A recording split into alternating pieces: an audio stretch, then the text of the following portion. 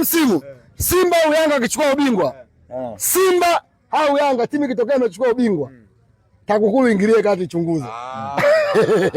Narudia, hii ligi ninavyoiona mimi, ninavyoiangalia Simba na Yanga mifumo yao ilivyo msimu huu, kipindi hiki ikitokea Simba Yanga akachukua ubingwa, TAKUKURU azichunguze hizo timu. Unakuja kuwa risiti bado unalalamika. Mimi nakwambia nini kwanza hapo muongee kitu ambacho ni serious sana.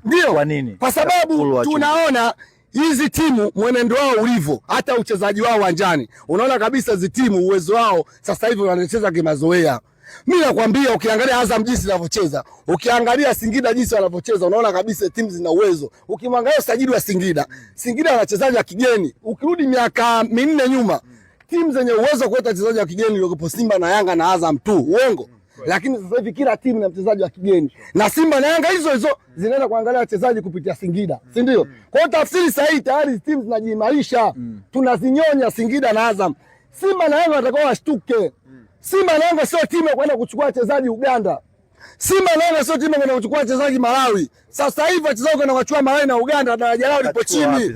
Tusafiri huko twende AFCON huko. Tukatafute watu huko. Pesa ipo. Ngoja hii Uganda wewe unayo timu yako pesa? Nani? Miaka mingapi nyuma sasa? Mimi nimekwambia hivi, kwa miaka hii, mimi naongelea miaka hii. Sisi level yetu ni kubwa, ligi yetu. Ukitaka kuamini si ligi yetu kubwa. Ngoja nikupe kitu kielewe. Iangalie timu ya taifa ilikuwa inacheza Morocco, umeangalia kwa makini jinsi inavyocheza. Yule Selemani Mwalimu kipindi anapita kwenye chaka ile mapaja anapokuja unaweza kusema hili liga ucho ni dude gani? Imepita pembeni kwa Selemani Mwalimu. Bonge assist. Mapaja limejikata hivi.